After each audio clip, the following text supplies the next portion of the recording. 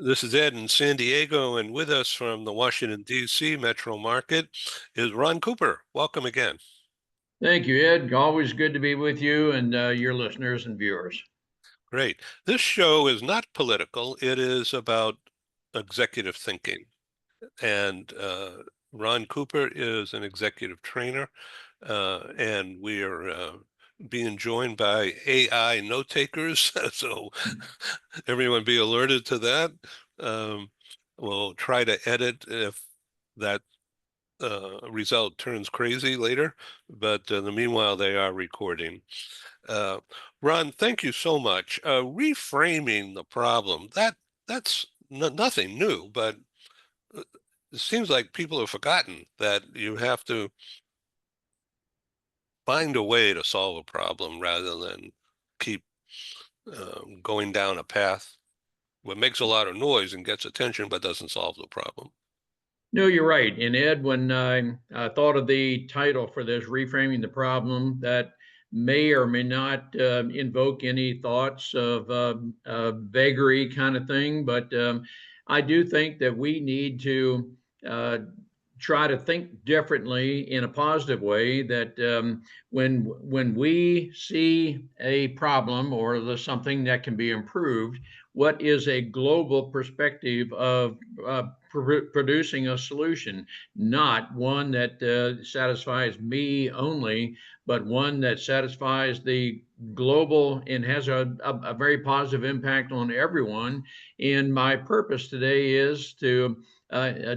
is to help people stimulate their thinking to, yeah, that if we can reframe the problem to have a greater global positive impact, let's all think toward that end.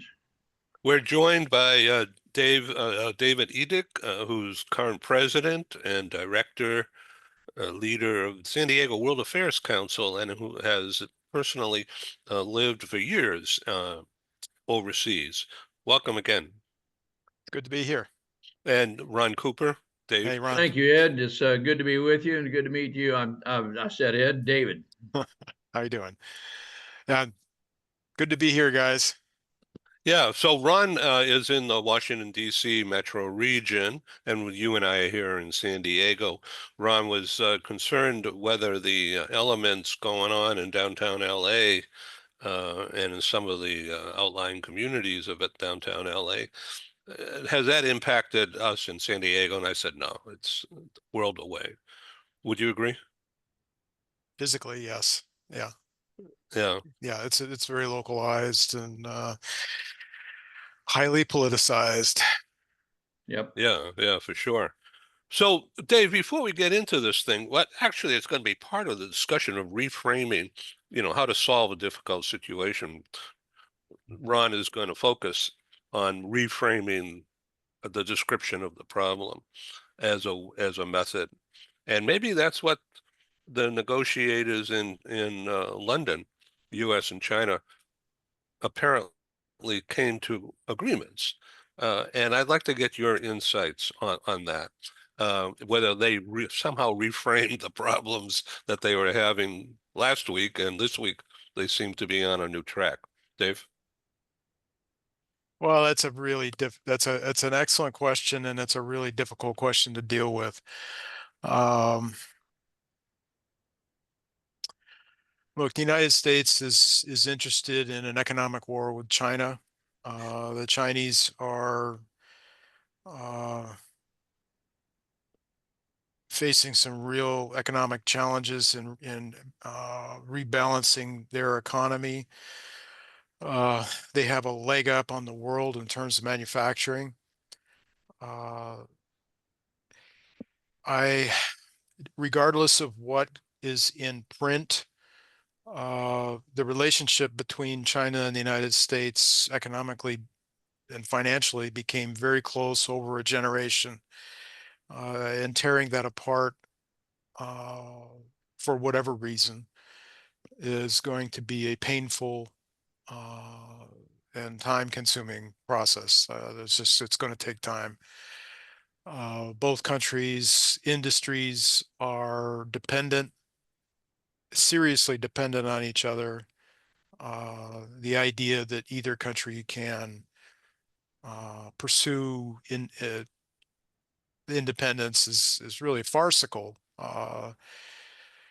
And both countries are busy looking for the most painful ways to grapple with each other, whether it's high technology products on part of the United States or now energy products, uh, or whether it's rare earths from the Chinese side. Um, I don't see anything positive out of any of this. It's fear-based, and we'll harvest a very bitter crop from that. Um, I We're So doing tremendous. what seems to be the picture, public relations ploy, I'm sure, but the Yeah, picture of those guys standing on the doorstep of that mansion in London following the conclusion of that talk appeared to be a problem-solving celebration. And what you're everybody's saying is it's too deep, it's complex, and there's a lot to do. yeah. I mean, everybody's trying to buy time Mhm. and buy advantage. I mean, this has uh, become heavily politicized in both countries. Uh, and the reality is that uh, people's livelihoods and standards of living, but particularly the livelihoods, are under threat. Uh, the Chinese are not going to come off easily in a high tariff environment. Um, and they are dependent in many ways on high technology components, software from the United States. But the U.S. industry is also deeply dependent. This is not just dolls and, you know, nappies and simple products. There's a global trade and investment is a complicated place nowadays, and the intermediate products, components, these distributed co-manufacturing worldwide. Um, it's about politics. It's about posturing. It's about PR right now, and we are all on board this boat. And good luck to us all. Yeah, Ron? Yeah, I have maybe only a slightly different perspective. I clearly understand we are globally interdependent, and we've been that way for some number of decades. I can remember back when you saw something that had the label on it "Made in China," you would know it's a piece of junk, and that's decades ago. But now we have gotten, we, the United States, have gotten ourselves into a position where we are dependent on many other countries, and that global interdependency, I think, will always exist. And certainly there are rare earth minerals in China. And I have not been to China to verify what I just said, but I'm going to believe that what I just said is accurate, and that we're certainly going to have relationships that we can uh, depend on each other to get what we need. And I think President Trump is trying to return jobs to the United States. And how do you do that? And President Trump is trying to negotiate, and I do understand that some people think his personality is one of being a bully and forcing his way. My hope is we can maintain international relationships in a positive way, and through these negotiations, we are not personally demeaning other people. But that to me is can be almost permanently destructive if we get to that point. So you have some slides, you've previewed me on them, and part of that is don't denigrate, and that's exactly what you were just saying. It is, and I'm going to, okay, hopefully I'll be sharing. Can you Yep. see the slides now? Yeah, perfect. Yeah, let me just say that reframe the problem. Some people may understand exactly what I'm meaning by that, and some other people may think, well, no, I'm not sure exactly, but I want to give credit to Dr. Frank Douglas.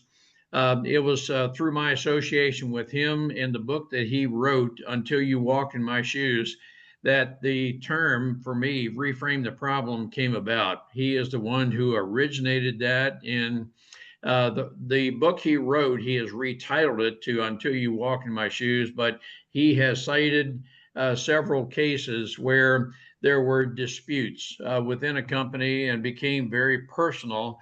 But it's somewhat in that context where I'm talking about, or our focus today will be to reframe the problem.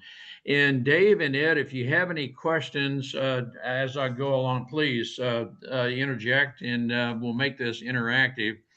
But I will say, as a general framework for reframing the problem, and it is, for me, I believe it is the culture of a company, a country, it could be anywhere at all. It does involve innovative thinking. And what I mean by that is many times, and I'm going to give an example in the next to the last slide of a very specific example where people have problems one-on-one, and they want to resolve the problem by getting the upper hand, I'm going to say, with the other person by seeking some sort of retribution. And we had a talk, Dave, you were not part of it, but I had a talk, gosh, may have been just 1 week ago on 3Rs, where some people seek retribution, revenge, and so forth within an organization because that is the culture of that organization. But I am addressing those excellent leaders who want to encourage and do encourage innovative thinking. They're always failing forward, and they're learning through any failings they may have, and they won't denigrate other people. I think that's a very important concept. And when I say concept, a principle, a value, to have involved in an organization that we purpose not to denigrate others, but I want to offer a solution that not only makes the whatever situation I'm dealing with better for the two of us or maybe a smaller group. I would hope that through this, whatever the problem may be, we together can come up with a solution that is going to have a global positive impact, because we do want to develop others in their thinking process through all of this. I mentioned a couple of weeks ago that we can, in fact, turn setbacks into setups for a comeback, and that terminology is, I want to give credit to Dr. Willie Jolly, who wrote a book on a setup. I mean, a setback can be a setup for a comeback, but I do believe in that principle. And to some, that may sound like a very elementary cliche, but I do believe that if our attitude, our mindset is one that, nope, there's no setback that will be permanent. We are going to come back through whatever setback we're experiencing, and we will advance ourselves forward. And we'll do that by measuring our progress. It is perhaps one step at a time. It's going to be a learning journey, and failure or coming up short of whatever our goal is never a defeat long term, but we're going to learn from and through whatever we're experiencing, whatever setback we may be going through at the moment, but we're going to make the very best of that. And we know that through the thinking, through our corporate joining the teamwork, we're going to be able to work through whatever happens. Now, with that as a backdrop, this is an example of what I'm referring to that can happen within an organization. this type of example statement is primarily a one-on-one type conversation, but the complaint that is offered might be that he or she made a defamatory comment about me, to me, and my desire is that you fire him or her, just get rid of the problem. But if we can reframe the problem, and let's assume that the person that is in question who made the defamatory comment may have been just a temporary reaction, but the person has a good work ethic, good values, and so forth. And so, can we resolve this the conflict to achieve the company's greater good? That's really the overall concept of which I'm addressing, reframing the problem. And so it is a culture from my perspective that if we have the culture that is one that we do want to reframe any challenges, problems we have such that we can achieve a greater global solution through whatever it is we're going through, such that some people react emotionally based on something that occurred on a moment. But once that person is in a better, let's say, more stable emotional state, I'd like to have a conversation with that person and discuss further what the totality of the situation is they're addressing, and what may have in this hypothetical situation, what may have made the person make a defamatory comment, and then what led up to that. And once we're in a state of calmness and we can discuss it, we may find that there was a momentary situation that brought us to this point.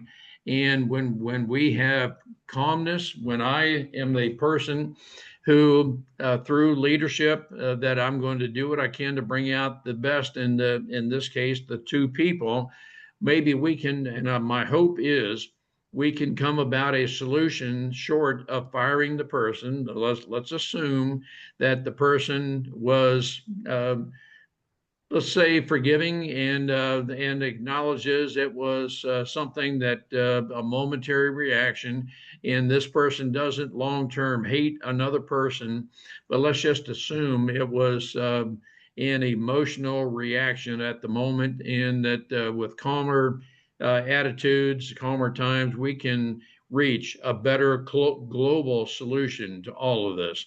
Ed and Dave, that is an overall topical summary of what I'm discussing. And I do believe when we have leaders in our company that are the forward thinking, innovative thinking people, then they do establish a culture where we want to work our problems together to reach a global solution.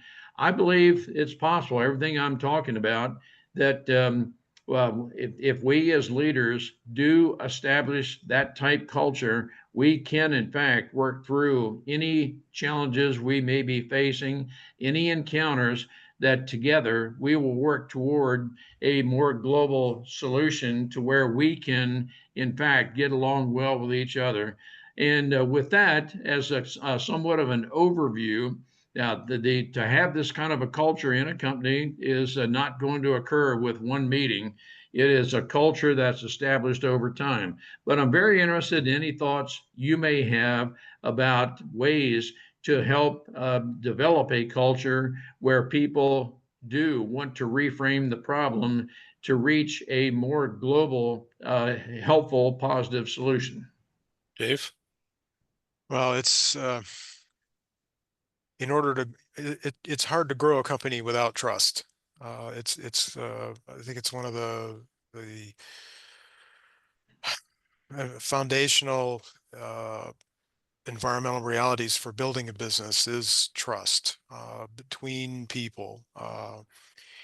And if that environment is there, and you have a constructive building environment, and people can lean into that, if you will, or even have disputes that can get really personal, there is a way to work through that.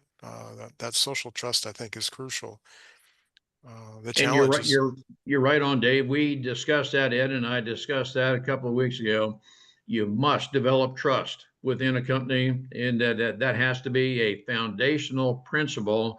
And I believe trust is earned, but you must first show trust in other people. You must show them that you do trust them, and when you do, that you just that becomes a foundational value and principle within a company, and you just continue to build on that, and with the knowledge that if you break trust, sometimes reestablishing trust will take much longer. In fact, my life experience is it'll take much longer to reestablish than it did to take established trust in the very beginning.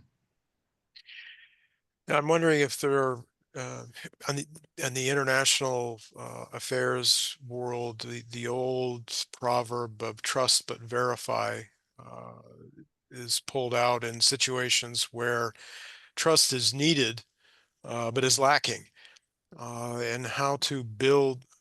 Yeah, how would you suggest in a corporate environment building toward that? And Dave, that is a very important principle. I do want to trust, but I feel the need to verify. I first became aware of that principle through Ronald Reagan.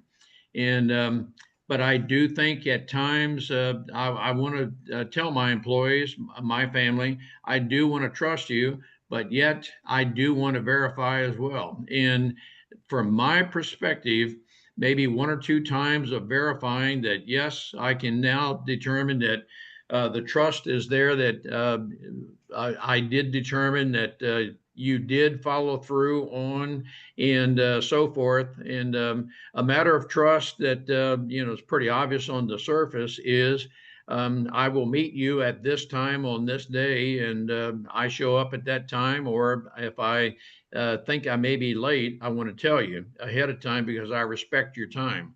And then for some other things that are less visible, did you see, did you not see? And if a person says they did something, and let's just say a person with whom we're interacting said they told another person, I would like to ensure that the communication did occur, because I do know at times the communication, particularly if it's, I use the term sometimes voiceless, faceless, email, and so forth, it may not have arrived at the destination at the intended time. So, Dave, that's somewhat of a long response to trust but verify, but I do think at times that it is appropriate. But if I'm continuously verifying, that may mean that, we haven't established trust yet. Yeah, I mean, verify the challenge, if you can say that there's some might be tempted to use it as a stick, wrapped in velvet, but that becomes self-defeating. That just continues the battle, just in a slightly different color. Yeah, I totally agree with that. And so my hope is that we establish a trust within our organizations, that I first show trust to other people, and that everything about me, my lifestyle, my words, people know that they can trust everything I'm saying, that I do follow up on. And I respect you enough that if I falter on something I said I would do, I want to do everything I can to tell you before I fall on that, because I respect you enough that certainly I don't want to waste your time. I have a question for you. You brought up the issue of voiceless, faceless communication. Yes. And I've just had an issue with that here in the last week, where it's in a text conversation.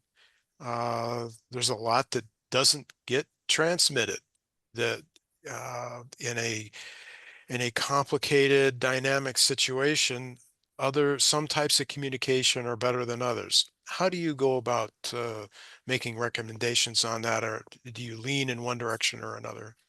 Well, it's a very valid observation, Dave. And I will tell you my perspective, my approach is between you and me, Dave, I would ask you, what is your preferred communication media, Dave? And you may tell me email, text, telephone, whatever it is. I want to meet you where you are. And so I don't want to force on to you text, email, or anything that is my preference. I will try to match you. And I will always, I try always, and I don't always do this. I try always to read a text or an email message before I send it with the hope that I can read through, Dave, however you might interpret this. That is personality dependent, your perspective. Hopefully, I know you well enough to know that I need to tailor some wording to you very specifically. And that's to some of our listeners, that may sound like a very detailed explanation, but Dave, you just said, certainly I've been a part of communication that was totally misinterpreted because a person read it in their own mind in a certain way. Whereas if I had possibly sent that as a voice message, you would have heard the inflection in my voice and maybe, just maybe, would have had an entirely different interpretation of the message I sent you. So those are some of my perspectives. Well, Yeah. this is really just a descriptive and enticing conversation. Thank you, guys.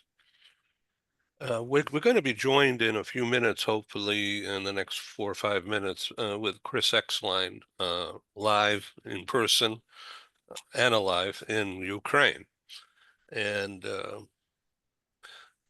Chris, as I'm sure he will get into, has been expanding his manufacturing and now retail business, mainly in Kremenets, which is a small hill town near the Polish border, northwest, I think, of Kiev, and not near, and hopefully won't be a target of the drones. Anyway, he's going to give us some insight as to what he is seeing on the ground. He said he would join us about 1:30. It's almost that now. This show has to conclude by about 10 to the hour because of travel plans that we have here. But there should be plenty of time. Anyway, this is really intelligent and high-level conversation, executive level analysis of how to communicate in a tense situation. Dave, let me interject here, Ed. I'm very curious. How did you resolve the situation you just described that apparently was misinterpreted? Voice message. Yeah. How about that? A voice message that pick up the telephone, somewhat old fashioned, but sometimes, and I admire technology, but sometimes some technologies just don't purvey the totality of the tone and the information we want to purvey. And and what I encourage in my communications, and it was part of this one, was that misunderstandings happened with text or WhatsApp, but faceless, voiceless communication is very quick. It's very easy, but there are potential problems with it, and everyone involved needs to be aware of that all the time and be sensitive to the moments when a misunderstanding develops, and to nip it in the bud before it mushrooms out of control. And I totally agree. And in the context of not denigrating people, Dave, my hope would be no one thought something to the effect, well, Dave, how could you possibly interpret what I said that way? That's so stupid of you. Or, Yeah. I mean, come across with tonality that resembles something like that. Well, it's really interesting. I'm in a long-term dialogue, quote unquote, with a very large organization in New York about holding a meeting. someday. And we've been, mainly me, have been following up in a very easygoing style by email, and there's been no response. So this morning, earlier, I picked up the phone and left a voice message, and just asking for a follow-up talk. And that's And I exactly think what that was needed. those kind of things are appropriate. That's my perspective, that if I attempted one way to communicate with you and did not get a response, yeah, it's very possible that I know the email, for example, many of us get hundreds of email a day, and well, gosh, just didn't get to it or something of that nature. And it's not that I think of you as a lesser priority, anything like that. It's just I didn't get to it. And so, but if we have a positive attitude about it, we won't be tempted to denigrate somebody and make them feel any lesser of a person. But I think that's all involved in a mindset. Hmm. Interesting. What I'm staying away from politics, but it's so heavy now, this being June 12th, 2025. What do you think of this parade idea in Washington? I like it and I don't like it. I like it because it's a proud moment and it's a celebration. Um, if there's more to it behind the scenes, that uh, is certainly possible, but I don't know. Um, how, Ron, how would you describe the military parade uh, honoring the Army and, of course, the armed services and it's Flag Day? So Yeah, certainly thank I you. get that. And Dave, just so you're just for a little bit of familiarity, I'm a 22-year Air Force veteran. I flew the F-4s and a commander, but I have 22 years of military experience. And Ed, I think you might expect my response to be that, yes, I think this is very appropriate to honor the 250-year Army anniversary. And I do think it is a matter of pride in our military. And I want to tell your listeners that for anybody who might think that our military is primarily one to drop bullets and bombs and so forth, our military primary objective is to deter war, that we want to prevent that from happening. We are a sovereign nation and we want to live in peace. And in some cases, well, I do believe it is necessary to have a strong defense. And that is a matter of having the right people with the right training, the right weapons, and then the national will to employ weapons should we have to get to that point. But in the context of the parade, I am in favor of it. I think it is our recruiting. The statistics show is up very good. We were at a low point for a while, but now we're reaching the point where there's what appears to be greater pride in the United States of America, and not to a lesser extent with other countries, but because I am an American, I'm proud of the flag that you show. And but that's a lot of my thoughts behind that, Ed, and I do definitely support it. So Chris Exline, hello from Ukraine. You look terrific. You don't look like a day over 59 and Feel like quite a few days over 59. So tell us about this recent experience with David Stern. You know, it's are any of you New Yorkers? I know Ed is. Are any of I'm you others? Boston, a suburb of New Oh, York. that's right, Boston. So, but I think all of you've heard of Isaac Stern. He was one of the greatest violinists of all time. He saved Carnegie Hall from demolition in 1960. You know, just and he was actually, while he's always associated with New York and Israel, he was actually born right here in Kremenets, in our little town here in Ukraine. And so, you know, yet on the 10th, that would have been his 105th birthday.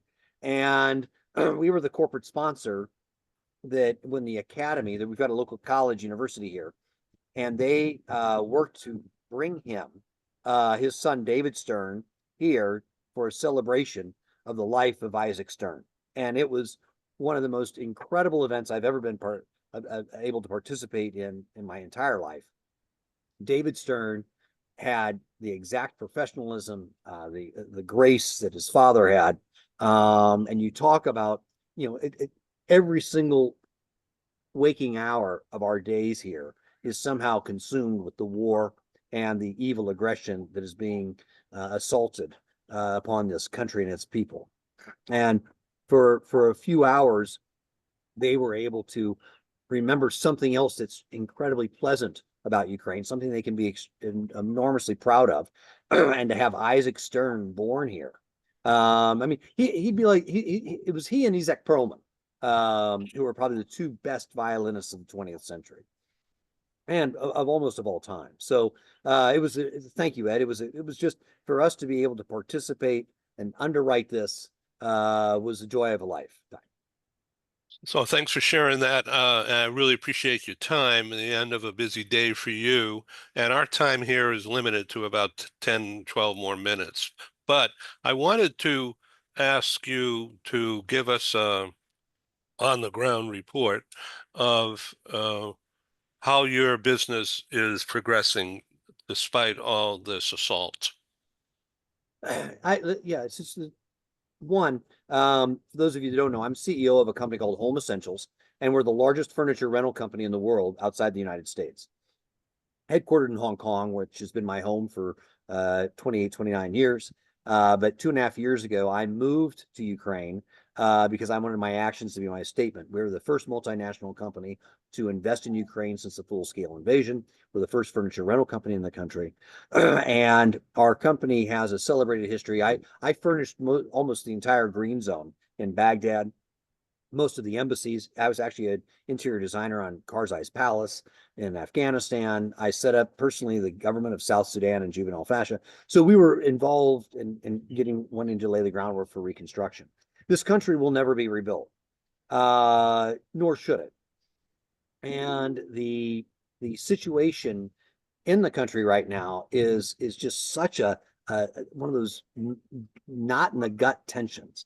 They know that they've got the ability to survive, but how do they overcome the fatigue of American taxpayers, an administration that I wouldn't use the word capricious, but seems to change its mind on an hourly basis. It's impossible to plan. The news has been so negative. Companies aren't coming in here to invest. Everybody's just kind of staying away, sitting on the sidelines waiting. Now, because we're here, the opportunities in Ukraine are enormous. And we've been very successful. I'm actually opening up over 100 stores in this country. But because I'm here, if I was trying to do this from the 31st floor of our office building in Hong Kong, you know, I wouldn't even come here. So our stores we calibrated our business model to align with the market, and it's been very well received by the customers. And what I tell people is, if we can do this in such a small niche of furniture rental, imagine all the other industries and opportunities and business units that could be enhanced by Western management and Western thinking and Western capital. So, you know, we have to understand Ukraine. And my personal opinion is that I sort of wish, and you know, I don't know you, Ron, but I've served my country as well, and I can tell you, I wish Trump would just say, okay, we're gone, because with all of this up and down, if America leaves, the EU will step in because they see the value of what Ukraine means to their security. I understand, you know, I'm a U.S. citizen. I I grew up in Chicago. I went to graduate school in Boston. I lived in Dallas. I get that. It's not in, I understand Americans not thinking it's in their national interest. Okay, fine. The Europeans think differently. You know, the people of Germany, the people of Poland, the people of the Baltics, the people of Bulgaria and Romania, the people of Denmark. You know, they know that what Ukraine is doing is vital to their security. So and you know, the European Union is 450 million people and a 16, $17 trillion economy. They've got the money to do it. But as long as the US just kind of keeps bumbling around like this, it's hard to get anything in there. So that's my 6 cents worth, not 2 cents. Well, this is great. I think you've met my friend Dave Edick.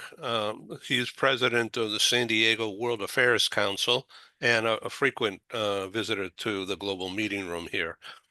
Dave, Hey, Chris. hey, Chris, good to see you again. Nice to see you as well. And good, Glad I could have my San Diego attire for you.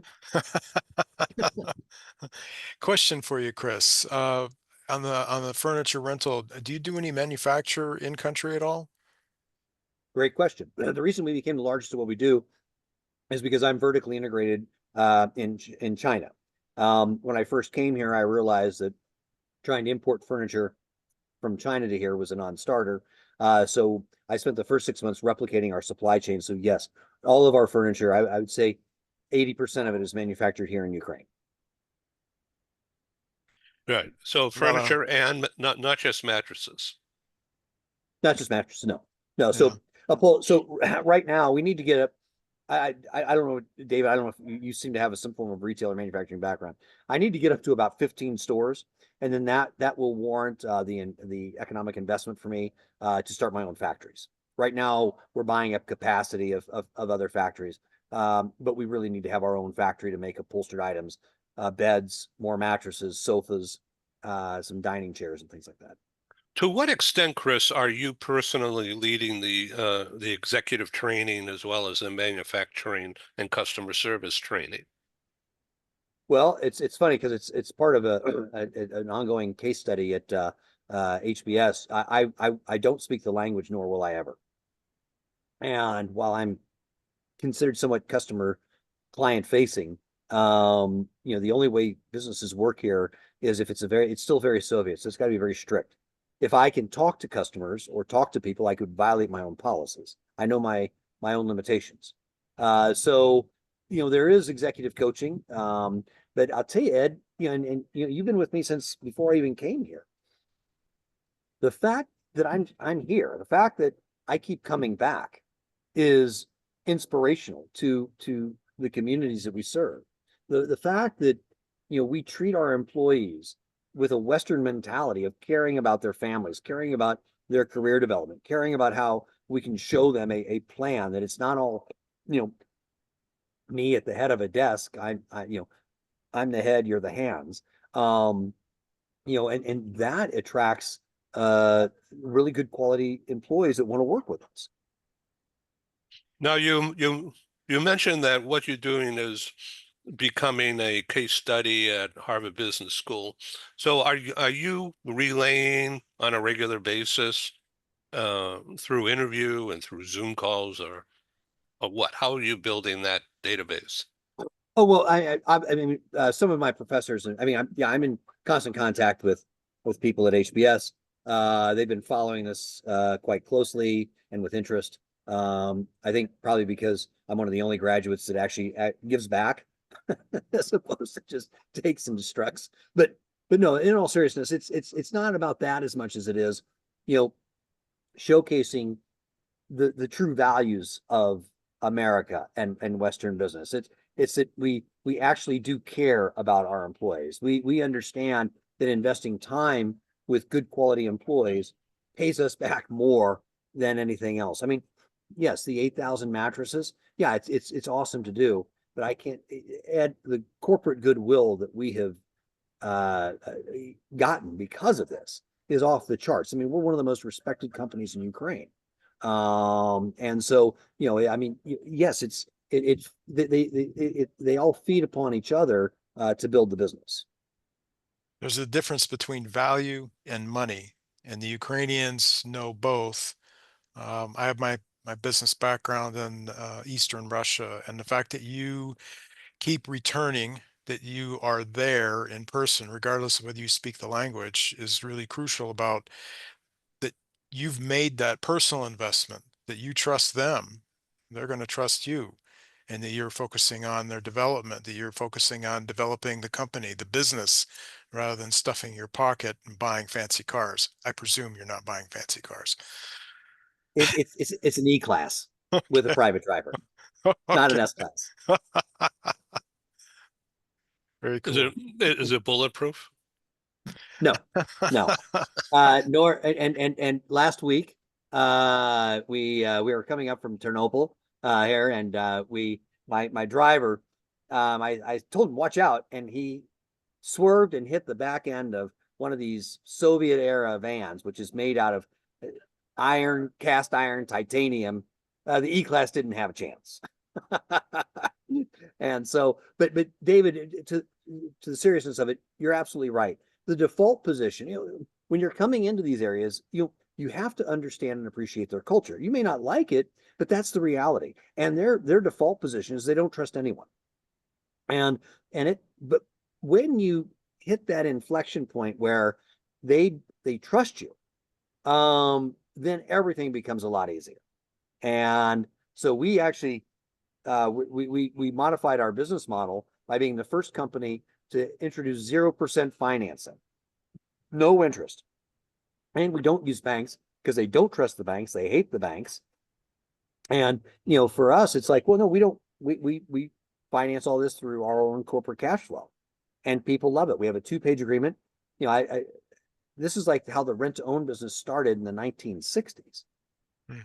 And, we earn people's trust because we don't ask embarrassing questions like proof of income or bank statements. We don't do credit checks. We trust them. And this works very well in these small towns. So our 100 stores are going to be in towns of 20,000 people or less. What's your average sale price and your retail? Now, this started out really small, like cushions, right? Well, we open up, because we have retail stores in Hong Kong and Singapore and Barcelona. I mean, and where we can sell candles for $30 or $40 US. But we're dealing in a city here, or cities around here, where the average income is $450 a month. So our ticket prices are incredibly small. And that was one of the most difficult things, and why we had to replicate our supply chain here, because the shipping costs of containers would strip out. So, the business term is called cash conversion cycles, and our cash conversion cycles are not as robust as they are in other countries where I operate, but they're more than acceptable here, and they'll get better once I control more of my own manufacturing. But we have to keep introducing these lower costs, making sure that our pricing is consistent with what the market not is willing to pay, but can actually afford to pay. But then when, for those of you that, I think David probably knows the 5 competitive forces that shape strategy. So we'll have some pretty good barriers to entry within the next 12 to 18 months. Chris, you're an inspiration, and I just am thankful to have you on this show with these 2 very smart guys. And so I don't have to do much. I just sit back and you guys talk. Ron? Well, Chris, let me ask you, it would seem that ceasing hostilities between Russia and Ukraine would have a global benefit, but I'm very curious how the trust factor might be in that. Even if X number of countries say they're going to cease fire, would Ukrainians even believe it? No. The problem you have, Ron, is that, and again, I don't want to get into a political discussion, but when you confer legitimacy upon someone that is just acts of evil here, if deadlines come and go and there's no deleterious consequences for breaking those deadlines, then what's the compulsion for someone to stop? They're dealing with a person who has violated every single agreement he's ever signed. But yet this country doesn't have the money or the manpower to really do it. Now, yes, they can do extraordinary things like spider web. They can they can expose the incompetence and neglect of the Soviet military structure. But does that win a war? No. And as long as you've got someone on the other side that cares so little about human life that he'll just willingly send 1,000 young boys into the meat grinder a day to die, it's very complicated. That's why I'm saying if the U.S. would just say, you know what, Trump's not going to get the Nobel Peace Prize, it's not worth our time, we've got enough issues, we need to bring our forces back to to wherever. So then European Union come in. The problem you have, though, and I'm talking about someone who's lived in Hong Kong for 29 years, is the United States going to come to the assistance of Taiwan?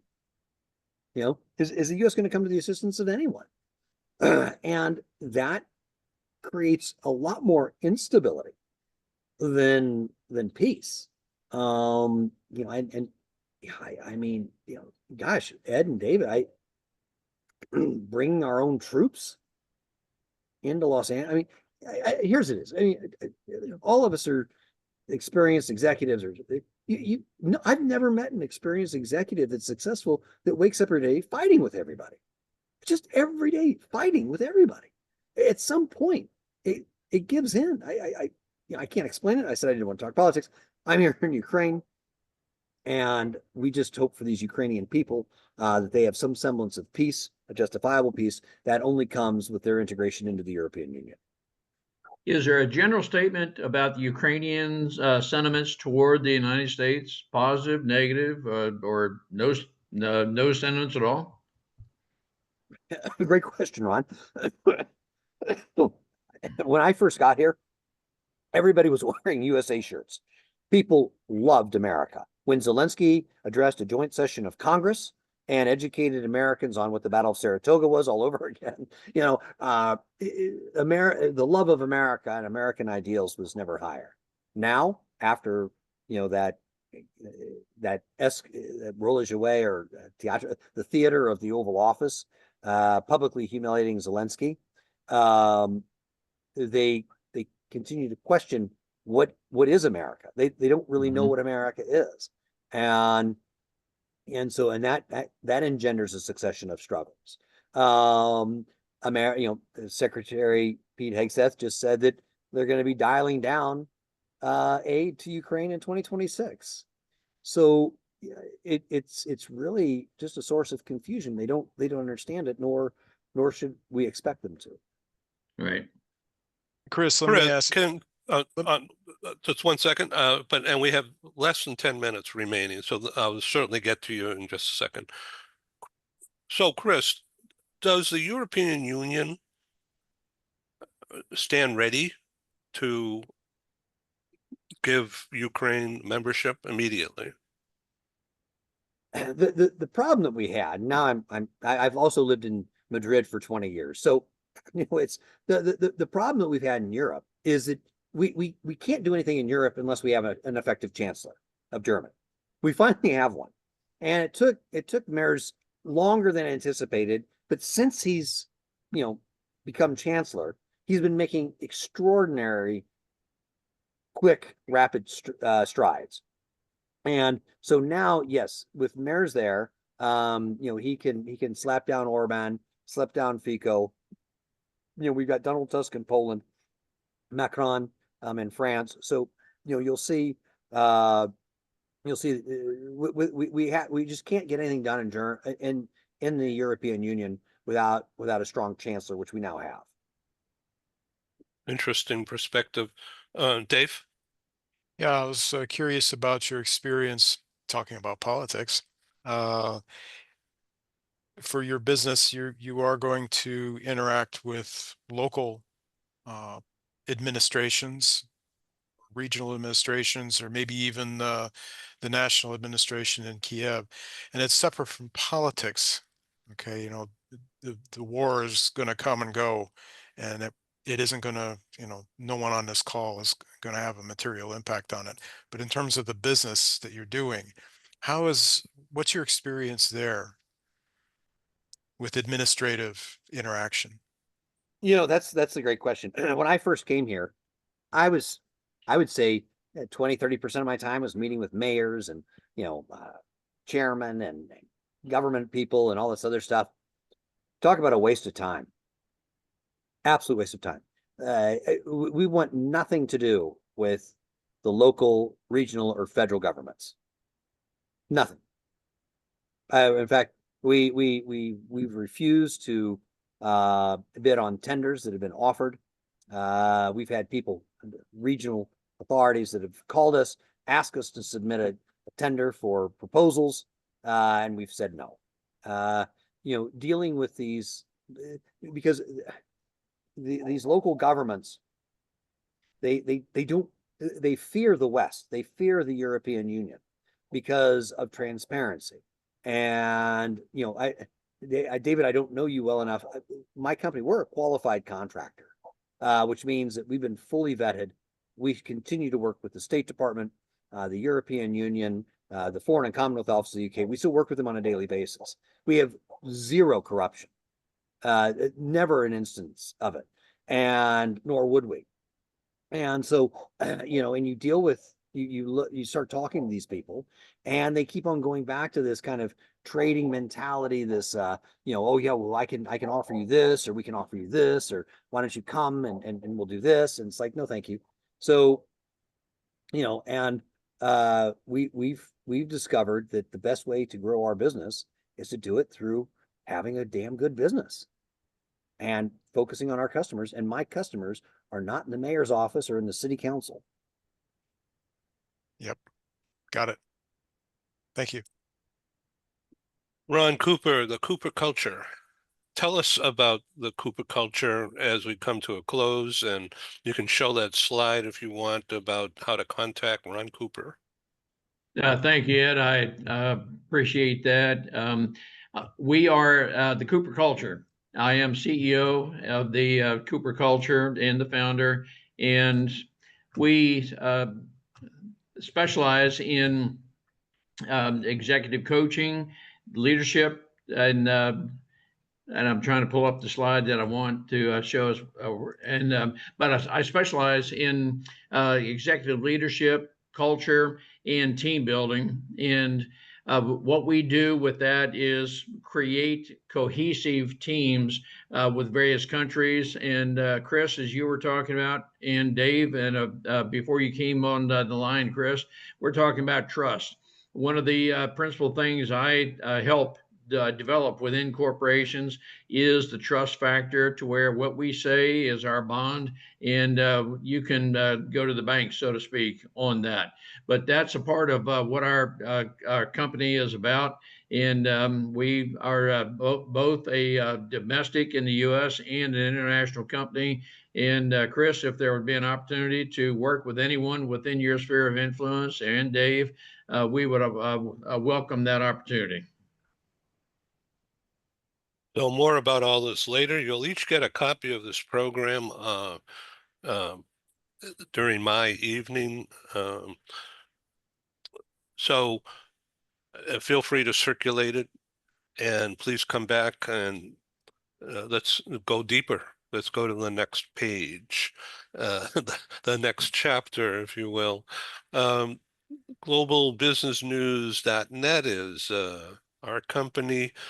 LinkedIn, a couple of days ago, sent me a message saying that the recent posts they've been, including the series that Ron Cooper and I began about less than a month ago, they're getting all-time views from across borders, and a little bit more than 60% of the eyeballs, according to LinkedIn, are in senior level positions within companies having 10,000 or more employees. That's the first time we've had those numbers. So this show will join that leadership strategy because of the intelligence, frankly, and the experience displayed and interwoven in this unrehearsed, unscripted conversation. So thank you guys. Chris, you look great, and I wish you 60 more years. As do I. Thank you, Ed. And so yeah, no, and thank you for putting all this together. Ron and David, it's been fantastic to reconnect with you. Ed, please send the email addresses. I'd love to chat with Ron and David offline. Absolutely, will do. Right. While we're still online, guys, if you want to put it into the chat, it'll become part of this broadcast. If not, don't worry, I will do it myself. And thank you very much. We have to close this, and I would really love to see what's going on in your reports and your category building at Harvard Business School. That is really impressive, my friend. Chris and I have known each other 25 years. So I thank you very much for sticking with me. Maybe a bit longer. Maybe more. I don't know. I'm getting old. I can't remember. You don't look at a over 59. So this Monday I reach 80. Really? And unbelievable, isn't it? So we're going to keep going. In fact, we're doubling down. I'm not sure how long I'll be able to put my hands up at the same time. Well, I'll have a double to that. No, I will too once we arrive in Palm Desert. There you go. All right, we're traveling. Take care. Bye-bye. Thanks, guys. Right. Adios. See ya. Thank you. Thank you.